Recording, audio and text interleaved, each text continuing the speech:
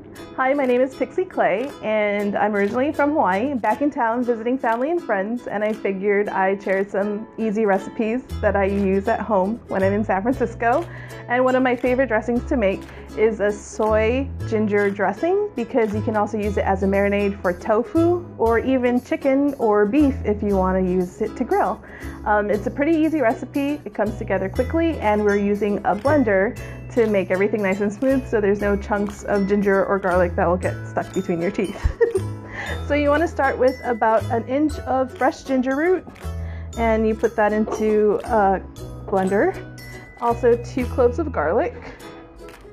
And we're using a blender because this recipe is a little bit liquidy, so when there's more liquid than chunks, you want to use a blender to incorporate everything.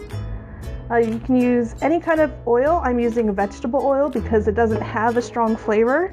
We're going to add half a cup of that.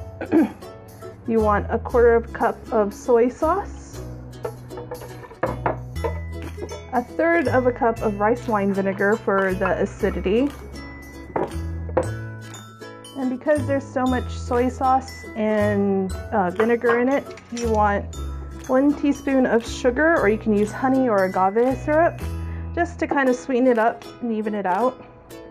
You want some sesame flavor because goes really well with the ginger and garlic and soy sauce. So 2 tablespoons toasted sesame seed oil, and black pepper for taste.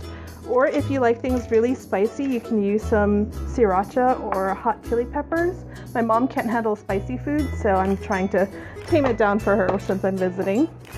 Once everything is in the blender, you just blend it up until smooth.